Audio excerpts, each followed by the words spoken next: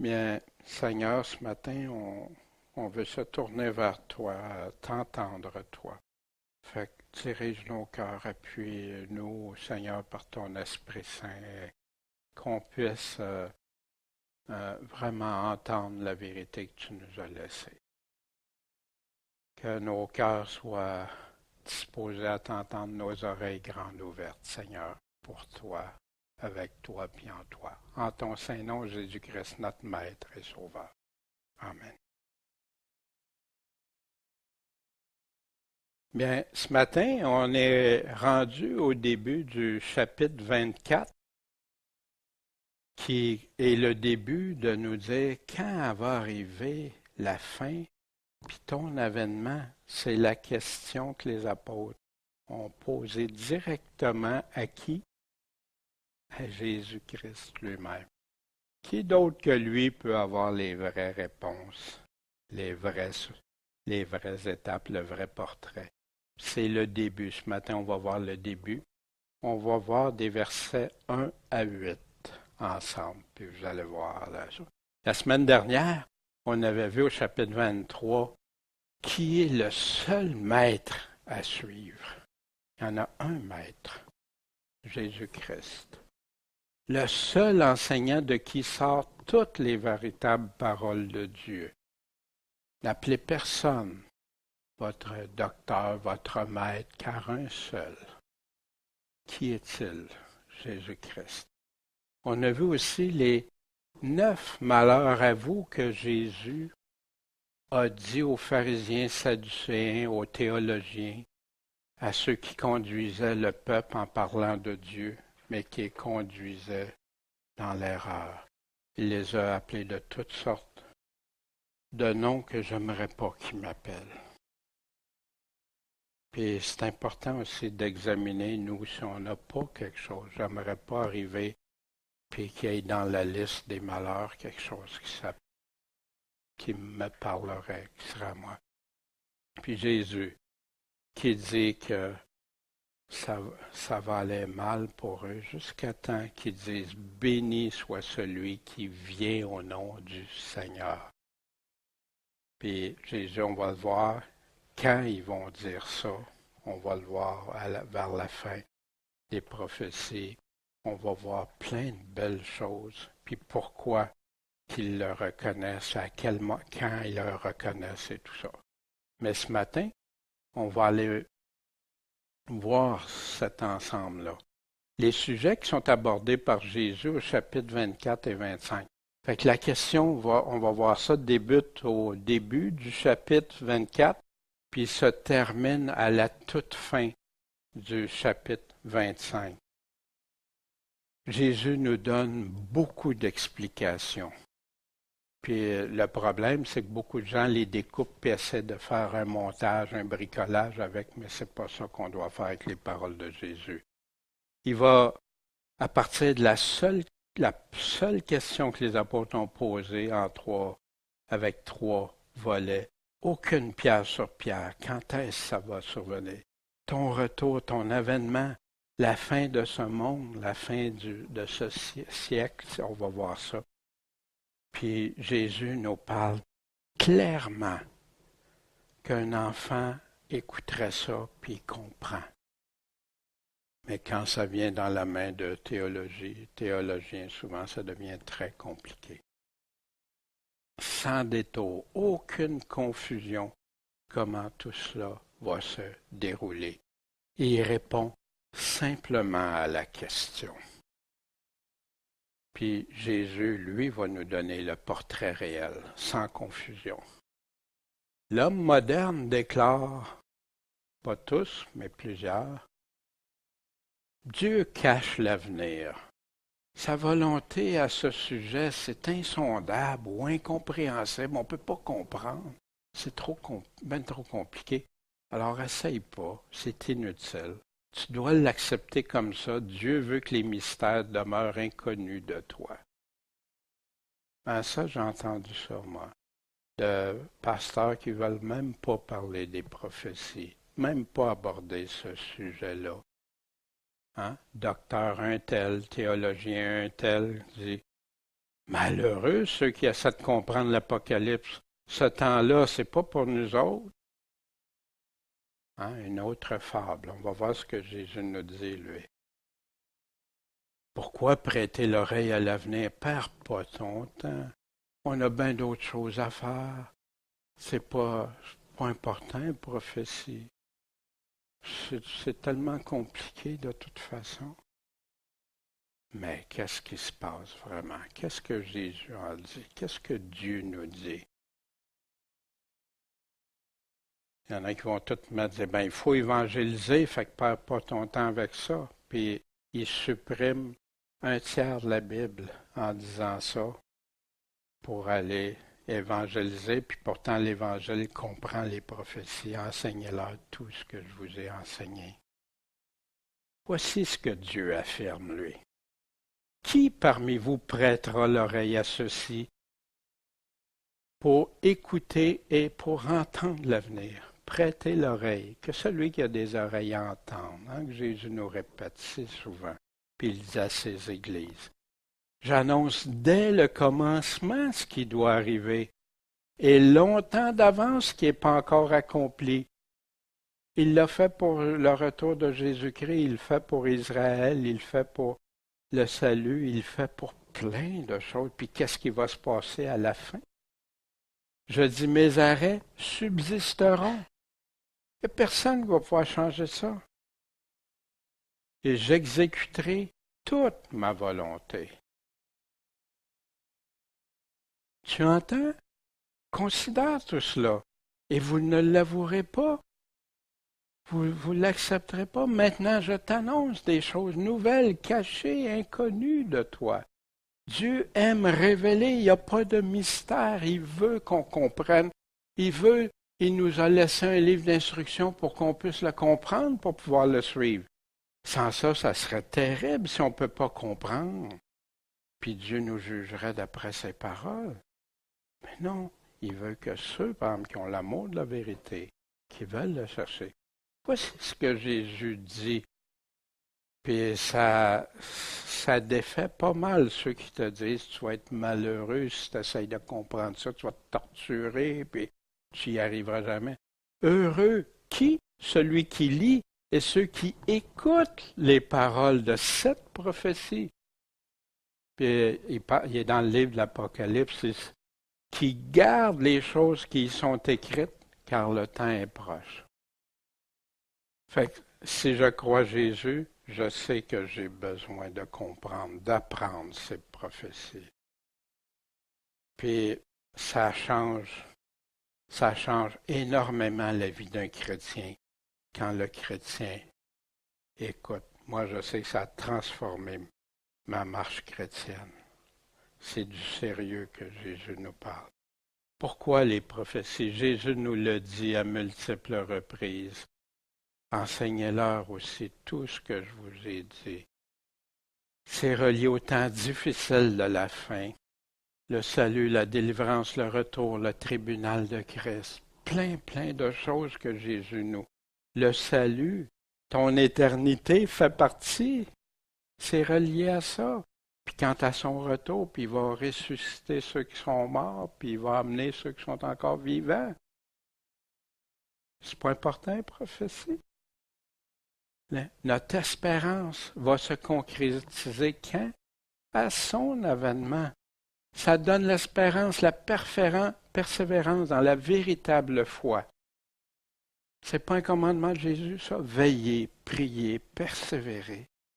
Comment on va le savoir? Comment veiller si on ne sait pas veiller pourquoi? Si on ne sait pas pourquoi prier? Pourquoi qu'on persévérerait? Les impacts sur l'Évangile, c'est des choses, moi, ça m'a tellement aidé à croire en Dieu, les prophéties de l'Ancien Testament, puis après ça, par la suite, les prophéties des temps de la fin. Puis, ça touche des cœurs. Il y a des gens qui ne veulent pas croire à l'Évangile, puis quand tu les abordes avec des prophéties, puis tu le démontres, oh, l'intérêt est capté. Puis C'est des constats à l'échelle mondiale actuellement. Il y a plein de paroles qu'on va voir de Jésus que tu regardes le portrait actuel. Puis Jésus et ses apôtres aussi qui nous ont donné. Le portrait réel, le vrai, sans erreur ou spéculation gratuite. Oh, ben on pense que c'est ça, on pense que si, on pense... Non, Jésus te le donne, le portrait, le vrai portrait, les vraies circonstances, les vrais événements qui vont y avoir lieu. Puis quand tu crois aux vraies paroles de Jésus, que tu t'attaches, ça produit des vrais chrétiens dans la foi en Jésus-Christ. Le Maître est sauveur selon ses commandements. Moi, ça m'a transformé de dire, « Wow, je veux te suivre, Seigneur, jusqu'au bout. Donne-moi cette force, aide-moi à veiller, à prier, à garder le bon combat pour toi. » Et voici le début du chapitre 24. Comme Jésus sortait du temple et qu'il s'en allait, ses disciples vinrent pour lui faire considérer quoi? Les bâtiments du temple, les constructions, ce qu'il y a. Pas juste le temple, mais tout. Puis Jésus leur dit, ne voyez-vous pas tout cela? Fait qu'il donne de regarder tout cela. Immense, le temple, là, on va voir des images tantôt, des pierres, c'est immense, pesant. Il y avait de l'or même incrusté dans ces pierres-là. C'était magnifique, des structures imposantes.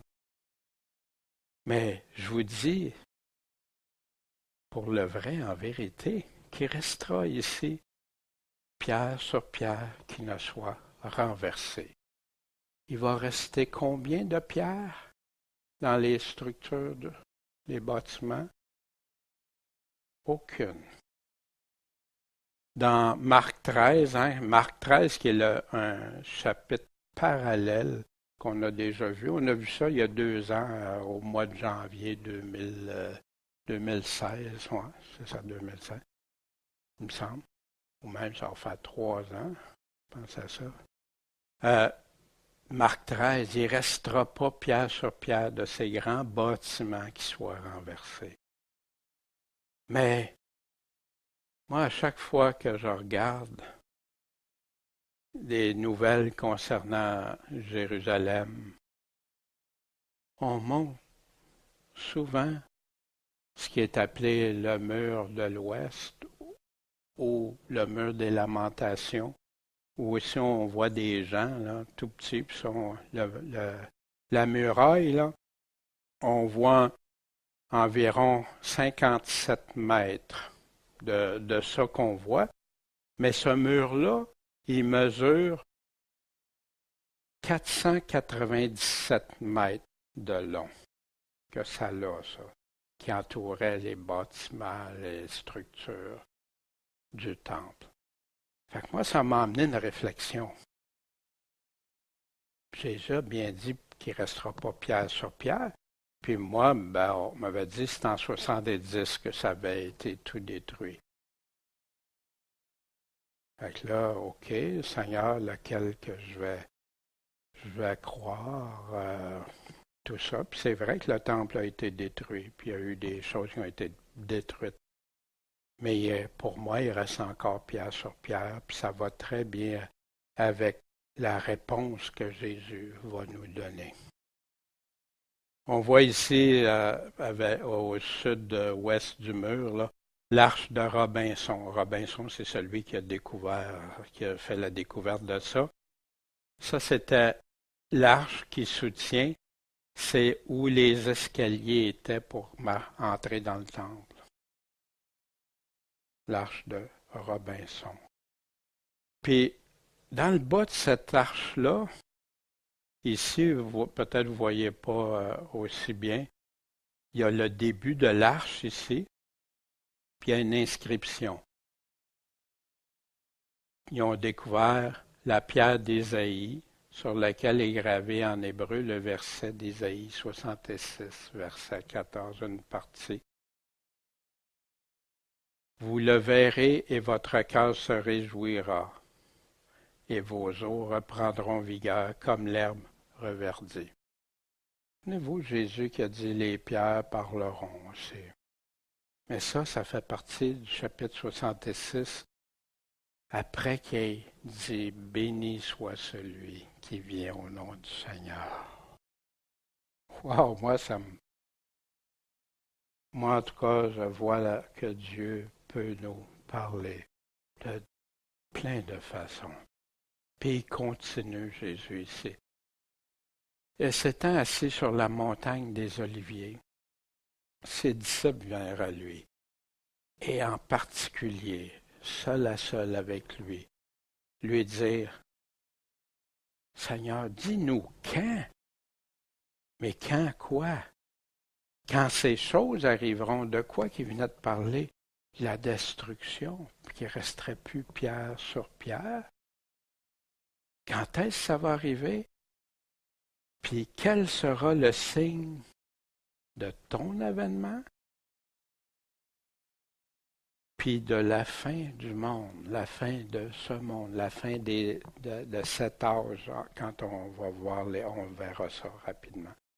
Et ici, Jésus nous va répondre à cette question-là dans Matthieu 24, et c'est dis-nous quand ces choses arriveront. C'est quoi le signe de ton avènement puis de la fin du monde? On va faire ensemble une démarche biblique selon les paroles de Dieu même. Là d'où doit provenir tout ce qu'un chrétien doit placer sa foi. La foi vient de ce qu'on entend. Ce qu'on entend doit venir de la parole de Dieu. Ai-je la foi dans les paroles de Dieu ou la foi dans ce que les hommes m'ont dit ou mes propres opinions, mes propres pensées? Et Dieu dit justement dans Ésaïe, qui est pour le temps de la fin, qui a fait entendre sa voix comme moi? Qu'il le déclare et qu'il le prouve. Mais il y a plein de gens qui croient que Dieu a dit ça, découper des versets de Dieu, puis que Dieu le... Non, qu'il le prouve que c'est ça que j'ai dit. Qui prouve depuis que j'ai établi le peuple ancien, qu'ils annoncent l'avenir et ce qui doit arriver. Puis Jésus nous met en garde qu'il va y avoir tellement de gens qui vont tout déformer, ce qu'il a dit. D'être sur nos gardes, de veiller, de prier, de rester aux aguets, que personne ne vous séduise. On va voir ça. Puis Jésus répond d'une grande simplicité déconcertante. Mais vous savez, avant de lire un message, une lettre de quelqu'un ou quelque chose, on fait le tour. C'est quoi qui est écrit, les mots? Qu'est-ce qui est écrit autour du mot, des mots, de quoi il est en train de parler? On va aller voir ailleurs de quoi il parle, puis on va aller voir partout. Parce que dans la Bible, les prophéties, c'est comme, il y a un puzzle, puis comme si tu te remontais un puzzle, puis tu vas avoir plein d'endroits qui vont te donner les morceaux. Mais si tu l'écoutes, lui, si tu es attentif à ce qu'il a dit. Et dans Matthieu 24 et 25, où on va voir la réponse de Jésus, ben on va trouver des références que Jésus nous fait aux prophètes de l'Ancien Testament. Et on va avoir les apôtres. Vous vous souvenez quand Jésus a dit l'Esprit Saint qui vous rappellera tout ce que je vous ai enseigné et les choses à venir. Fait que Jésus a complété avec ses apôtres les choses à venir. Puis dans sa réponse, plein de références des passages d'Ésaïe, d'Ézéchiel qui parle de son avènement, les événements, la résurrection dans l'Ancien Testament, dans Daniel aussi, Sophonie, Joël qui parle spécifiquement du jour du Seigneur, dans Daniel l'histoire, l'événement de la fin, la résurrection, Zacharie qui est une synthèse, même il y en a qui appellent ça l'Apocalypse de l'Ancien Testament. Paul, dans le Nouveau Testament, la résurrection à l'avènement, l'enlèvement, l'antéchrist, les séductions, le portrait de la fin, comment les hommes vont être. Pierre, le jour du Seigneur, le portrait de comment ça va se dérouler. Jude, des avertissements puis encouragements. Puis Jean, l'apôtre Jean, qu'on trouve très peu de prophéties dans son évangile, mais qu'on retrouve dans l'Apocalypse puis dans ses lettres. L'Apocalypse dédié totalement au retour, à l'avènement, à la révélation de Jésus-Christ. Continuons. Après la question en 3 volets, il nous dit quoi? La première chose que Jésus dit avant de poursuivre la réponse, son introduction, c'est quoi? Prenez garde que personne ne vous séduise. Il y en a qui pensent que c'est impossible d'être séduit, mais Jésus va nous le répéter. Fait que si les chrétiens ne pourraient pas être suivis, ça serait d'être séduits, ce serait des paroles inutiles de Jésus. Mais Jésus ne donne pas de paroles inutiles. L'endroit où il met la priorité, que personne ne vous séduise. Pourquoi? Parce que plusieurs vont venir en mon nom, disant, je suis le Christ, puis ils vont séduire beaucoup de gens. Ils vont séduire combien? Beaucoup. Des personnes qui veulent suivre Dieu. S'ils veulent, c'est le Christ, on va le suivre, on veut plaire à Dieu. Pas parce qu'ils ne voudraient pas plaire à Dieu, sans ça, ils ne s'en occuperaient pas. Hein? Les séductions dans Marc 13, prenez garde que personne ne vous séduise, parce que plusieurs vont venir en mon nom. Hein? Puis ils vont en séduire plusieurs. Parce que beaucoup de faux Christ et de faux prophètes vont s'élever. Ils vont accomplir des signes, des prodiges pour séduire même les élus. Puis là, si c'était possible, on va voir ça. Parce que oui, c'est possible, parce que Jésus ne l'aurait pas répété à tant de reprises. Il y a une possibilité, mais il y a des conditions pour pas que ça se produise. On va les voir aussi. Il dit, prenez garde de ne pas être séduits dans Luc 21. Plusieurs viendront en mon nom en disant, c'est moi qui suis le Christ. Et le temps approche. Ça arrive, là, ça va arriver. Ne les suivez donc pas. Qu'est-ce que recherche Dieu selon Jésus? Mais l'heure vient où elle est déjà venue, que les vrais adorateurs adoreront le Père comment? En esprit et en vérité. Pas de mensonge, pas de séduction, pas rien. Car le Père demande de tels adorateurs. La vérité est très haute, très élevée. Ça, la saine doctrine, la doctrine de Christ, tout ça est tellement important. C'est Dieu qui a la vérité, pas les hommes. Les hommes n'ont la vérité que s'ils répètent ce que Dieu, le Fils de Dieu, a dit. Puis, Paul qui nous avertit des choses à venir, les lettres aux Thessaloniciens qui traitent du retour de Christ, et avec toutes les séductions de l'iniquité parmi ceux qui se perdent. Pourquoi? Parce qu'ils n'acceptent pas l'amour de la vérité. C'est pas ça qu'ils veulent. Ils veulent des choses agréables à entendre. Ils aiment mieux entendre ce qui fait l'affaire. Ils aiment mieux écouter des fables. Et ils laissent la possibilité d'être séduits parce que ça fait leur affaire. On y reviendra plus tard. Puis l'apôtre Jean qui dit, j'ai pas de plus grande joie que quoi? Il aurait pu donner plein de choses, mais que mes enfants marchent dans la vérité. Pas une des vérités, la vérité. Les séductions reviennent à plusieurs endroits dans le Nouveau Testament. Je vais juste en regarder quelques-unes ici, mais c'est rempli dans le Nouveau Testament. Veillez, soyez sur vos gardes. Restez éveillés. Que personne ne vous séduise en aucune manière. Pourquoi? Parce qu'il faut que la révolte, l'apostasie, l'abandon de la foi soit arrivée auparavant, puis qu'on ait vu paraître l'homme du péché et le fils de la perdition. Puis savez-vous de quoi il est en train de parler juste avant? Il dit pour le retour, l'avènement et notre rassemblement avec Jésus, l'enlèvement. Que personne ne vous séduise, parce qu'avant, il faut que vous ayez vu ça. Quoi? l'apostasie, l'abandon de la foi. Puis on va le voir, quand la foi va être vraiment abandonnée selon Jésus, puis qu'on a vu le fils de perdition, puis après ça, c'est là qu'il va s'asseoir dans le temple, puis déclarer lui-même, qui est lui-même Dieu. Pierre, qui parle du temps de la fin, comme il y a eu des faux prophètes parmi le peuple, il va en avoir aussi des faux docteurs, des faux enseignants qui vont introduire secrètement des sectes pernicieuses, qui vont renier le Seigneur qui les a rachetés, qui vont attirer sur eux-mêmes une perdition soudaine. Puis, quelques-uns vont suivre leur doctrine de perdition, non, plusieurs. Et la voix de la vérité sera blasphémée à cause d'eux. Par cupidité, ils trafiqueront de vos moyens de paroles de vérité. Non, trompeuse, qui trompe. Pour tromper, il faut que ça ait l'air vrai. Sans ça, tu ne le prendrais pas.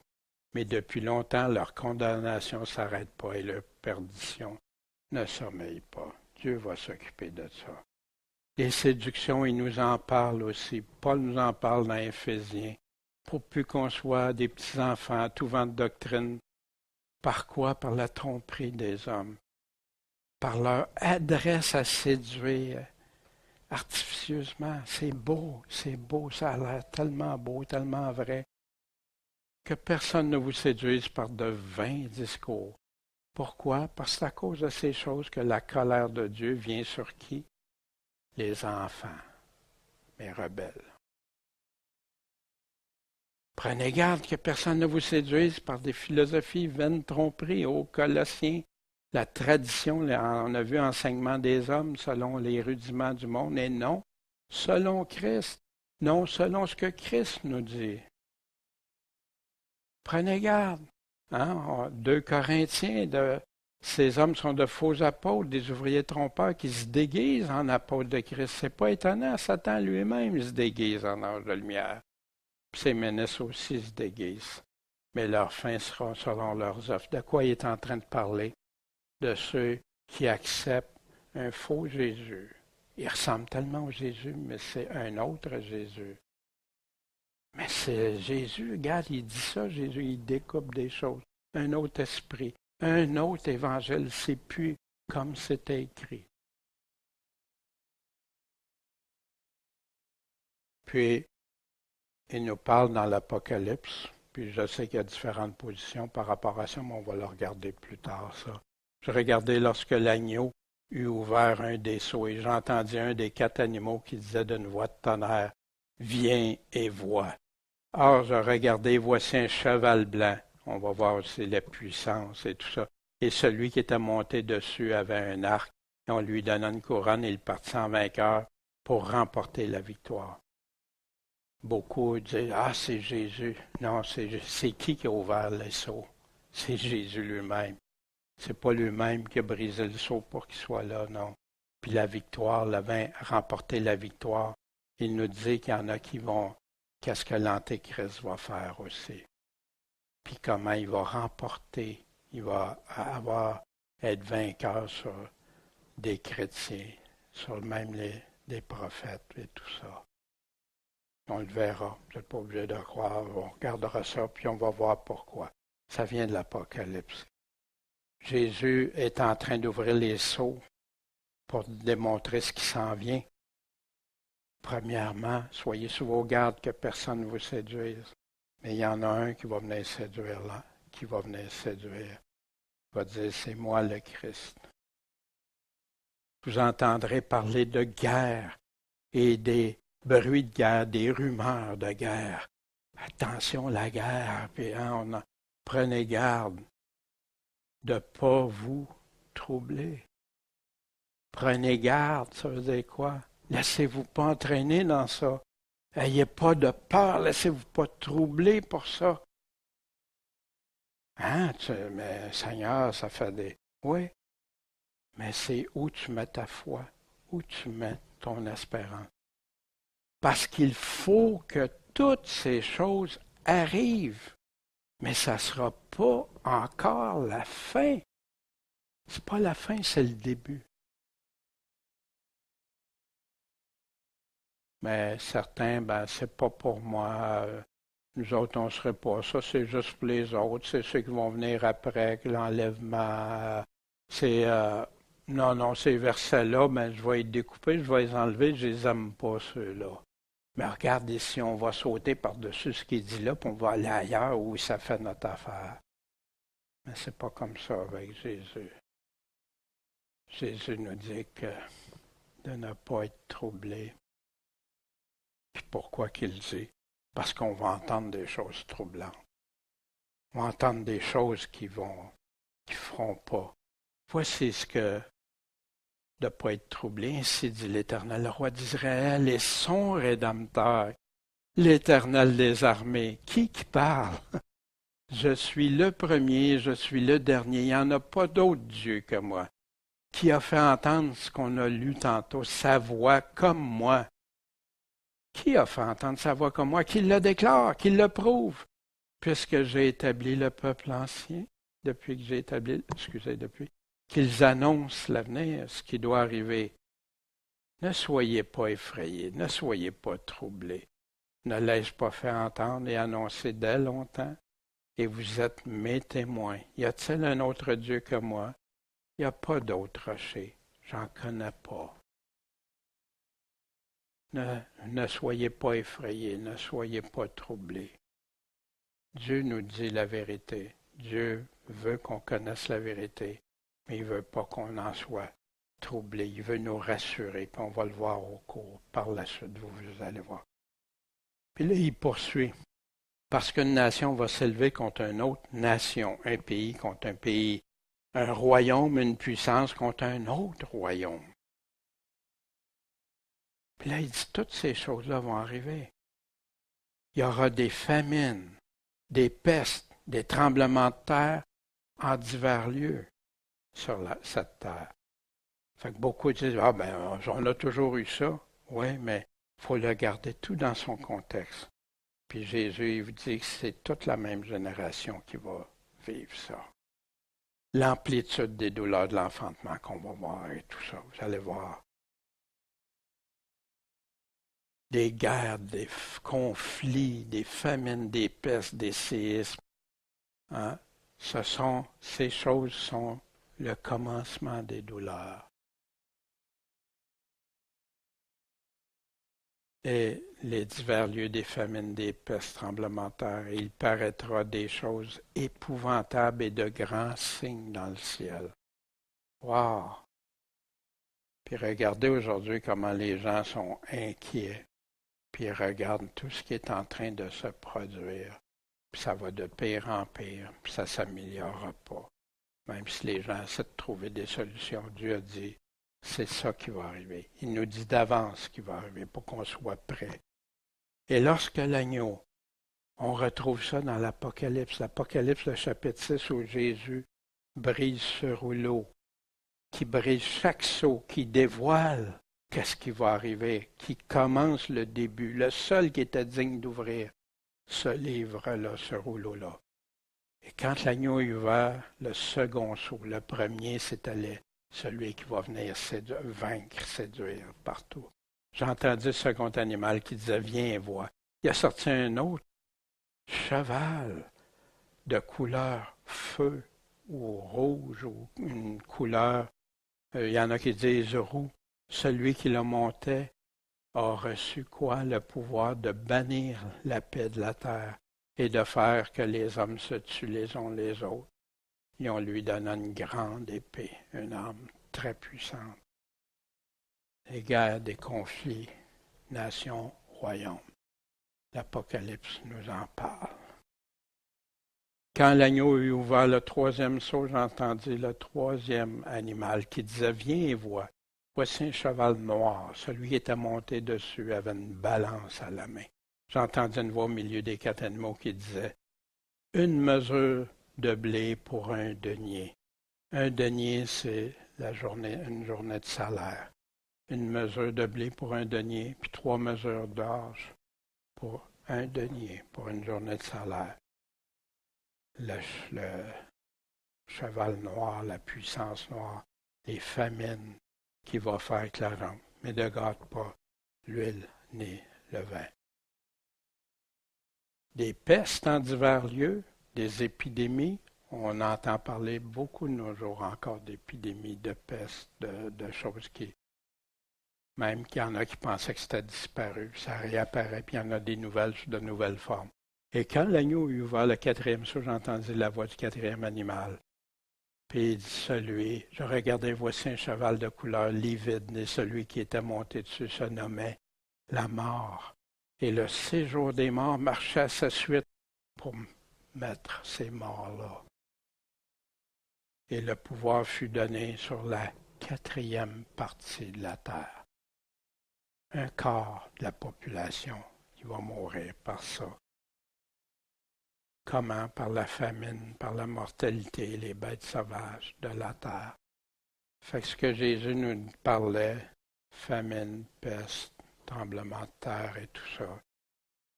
Puis on retrouve ça dans les 4 premiers sceaux de l'Apocalypse. Une couronne pour partir en vainqueur, pour remporter le pouvoir de bannir la paix, la famine, mesure de blé pour un denier. Puis le pouvoir donné leur fut donné avec ça de faire mourir un quart de la population de la terre. Wow! Dieu savait ça, Dieu connaît, puis Dieu poursuit. Mais Jésus nous dit quoi par rapport à cela? Mais tout cela ne sera qu'un commencement des douleurs. Les gens n'aiment pas entendre ça. Ça leur fait peur. Fait qu'ils vont aimer mieux croire à des choses agréables, des fables, des choses qui vont les rassurer, mais qui vont les empêcher de se rassurer où? En Jésus-Christ, sur Jésus-Christ même. As-tu confiance, la foi en lui? C'est lui qui dit vrai. Puis il te prépare, il veut préparer son peuple. Il veut que tous et chacun soient. On ne sait pas la part qui va revenir ici ou ailleurs. On sait à des frères qu'est-ce qui arrive. Mais pour nous, est-ce qu'on est prêt à l'entendre?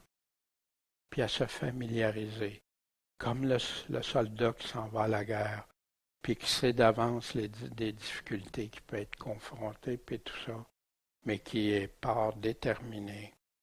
Je le vois, je suis prêt à mourir. Pour qui? Mais c'est pas agréable à entendre.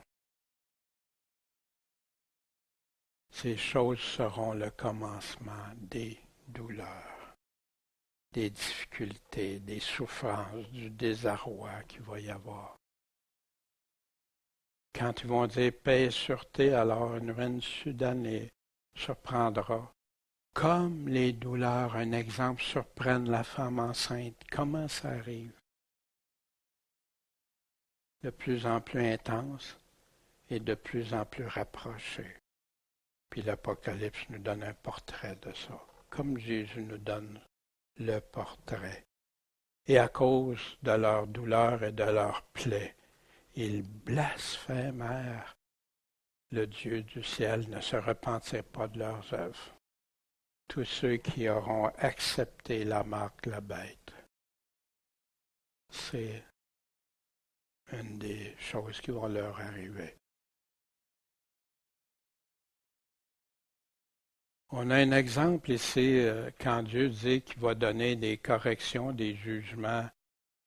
Voici, j'envoie contre Jérusalem mes 4 jugements terribles, l'épée, la famine, les bêtes nuisibles et la peste, dans Ézéchiel pour le temps de la fin. Toutefois, il y aura un reste, quelques réchappés. Voici, ils arriveront près de vous, vous verrez leur conduite et leurs actions. Puis vous vous consolerez des malheurs que j'ai fait venir sur Jérusalem et de tout ce qui était venu. Ils vous consoleront quand vous aurez vu leur conduite et leurs actions. C'est tellement mauvais, tellement méchant. Puis quand vous allez voir pourquoi Dieu a fait ça, pourquoi Dieu, alors vous reconnaîtrez que ce n'est pas sans raison que je lui ai fait tout ce que je lui aurais fait, dit le Seigneur l'Éternel. Fait qu'il y en a qui disent non, Dieu, c'est impossible, Dieu ne peut pas. Non, Dieu peut faire les choses qu'il veut. Mais ça, c'est juste le début. C'est pas la colère de Dieu ici, c'est un jugement. Puis il veut qu'il y en a qui se retournent vers lui, qui le reconnaissent. Qui tu vas croire? Celui qui dit, ah, il n'y a aucun danger pour la fin? Ou celui qui dit la vérité pour nous, par amour pour nous, puis nous préparer, nous préserver? Jésus répond seulement par la vérité. Mais la question, es-tu prêt et capable d'écouter Jésus? Parce que les paroles qu'on voit viennent d'où? On va voir le portrait. Mais lui seul, puis moi, c'est pour ça que ça ne me dérange pas quelqu'un qui dit, ben, je ne crois pas toi, ce que tu dis ou comment tu le dis. Va voir Jésus. Laisse Jésus parler. Laisse-le te dire. Mais simplement, comme un enfant reçoit, sans chercher tout le temps des mystères ou à contredire ce qu'il a dit parce que ça ne fait pas l'affaire, parce que ça nous ébranle ou ça nous fait peur ou qu'on n'aime pas ça. Dans ce qu'on va voir, Jésus va nous décrire les événements, le contexte de son retour, de la fin, puis aller jusqu'à son avènement, puis après ça, les chapitres 24, à partir de 24-32, aller jusqu'à la fin du chapitre 25, il va nous dire comment l'attendre. Il va nous donner des exemples très simples, des promesses et avertissements. La phase 1 ce matin qu'on a vue. Attention, il va y avoir des séductions, des séducteurs. L'ultime séducteur va être l'Antéchrist. Il va y avoir des guerres, puis des rumeurs de guerre. Il va y avoir des famines.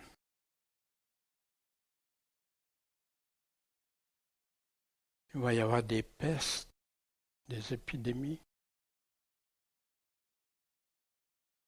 des séismes. Puis en passant, si tu regardes tout ça, il y en a qui disent c'est toujours là. Oui, ça a toujours été là, mais jamais de cette amplitude, puis jamais tout relié dans tout ce qu'il va dire. Quand on va avoir fait le tour de tout ce qu'il dit, vous allez voir que tout ça dans la même génération que Jésus, qui nous dit que mes paroles ne passeront pas. C'est le début. Mais ça fait peur, les gens ont peur. Mais au contraire, quand tu connais ce qui va arriver, quand tu sais l'importance de veiller, l'importance de prier, d'être prêt à tout. Quand Jésus nous dit pour être son disciple, il faut être prêt à porter sa croix. Il faut être prêt à renoncer sa vie pour lui, par amour pour lui. Puis si tu as la pleine confiance, la foi en lui, tu sais que tu meurs. Lui te donne la vie. Mais quelle vie? La vie éternelle. Celle que personne ne va pouvoir t'enlever. Là où tu as des trésors que personne ne va pouvoir toucher. Mais ce n'est pas agréable. Ça nous rend des fois insécures. Mais on va voir, quand vous allez voir le cheminement de tout ça, vous allez voir où on peut placer à 100% notre confiance, sans risque d'être trompé, sans risque d'être abandonné de Dieu. Non, rien ne me séparera de l'amour de Dieu. Rien. Ni les persécutions, ni les afflictions, les tribulations, ni rien de tout ça. Jésus, pourquoi il accorde une telle importance au temps de la fin, puis qu'il veut qu'on soit au courant? Parce qu'il veut notre délivrance, notre salut. Il veut qu'on lui fasse pleinement confiance. Puis il veut qu'on soit préservé pour lui. Comme des millions de chrétiens depuis Jésus-Christ, les apôtres, les catacombes, l'Inquisition, comme aujourd'hui nos frères, nos sœurs dans certains pays. Rien les a séparés de l'amour de Dieu. Puis imaginez Dieu, quand on va voir aussi les récompenses que Dieu va accorder à ceux qui ont cru en lui, qui ont persévéré en lui.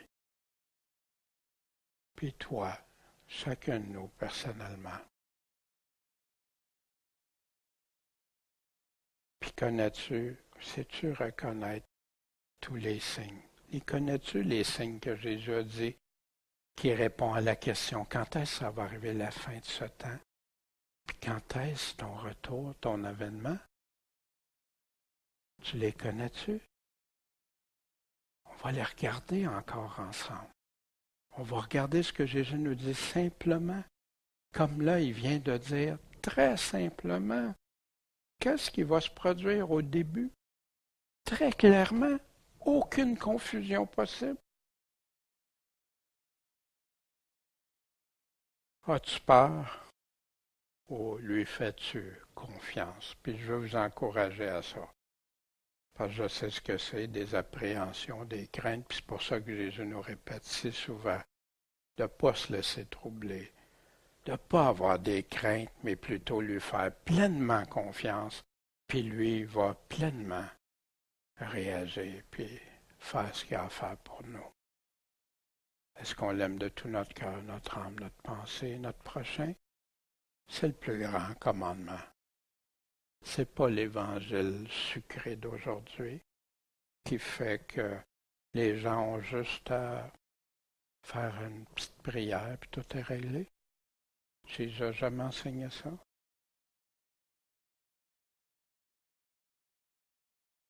Bien, ce matin, c'est ce que j'avais à vous partager des premiers versets. Puis quand Jésus nous dit ça va être le début, ben, assurons-nous que nous, si on est là, on ne sait pas la part parce que différentes choses se produisent à différents endroits. Mais nous, sommes-nous avec lui, en lui, puis pour lui?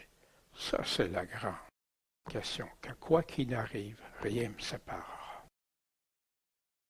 Puis, je vous demande d'aller relire, d'aller écouter ce que Jésus dit. Laissez-lui vous parler tout simplement. Puis après ça, mais en croyant chacune de ses paroles, puis qu'est-ce qu'il va faire pour nous? Bon Père Céleste, merci de tes paroles. Seigneur, tu connais que pour nous, il y a des choses parfois que, surtout quand on est exposé les premières fois, qui peuvent nous sembler insurmontables ou qui peuvent même faire des peurs. Mais toi, tu nous dis de ne pas craindre, que tu es avec nous, que tu vas être celui qui va nous aider à tout, Seigneur. Tous ceux qui t'aiment, tous ceux qui aiment ta vérité, tous ceux qui veulent te suivre, avant toute chose, vont être bénis de toi, vont avoir une force qui n'est pas humaine, mais qui est de Dieu, divine.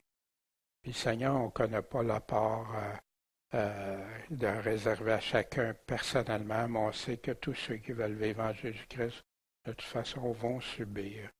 Puis qu'on est ici d'une façon temporaire, Seigneur. Temporaire pour ensuite l'éternité. Fait que donne-nous toute sagesse. Donne-nous ce qu'on a besoin, Seigneur, pour t'aimer et te suivre. Puis je te prie pour ceux qui écoutent par Internet, Seigneur. Peut-être c'est la première fois qu'ils sont exposés à ça de cette manière. Fortifie-les, bénis-les, puis qu'ils te choisissent avant toute chose dans leur cœur, leur âme, leur pensée. En ton saint nom, Maître et Sauveur, Jésus-Christ. Amen.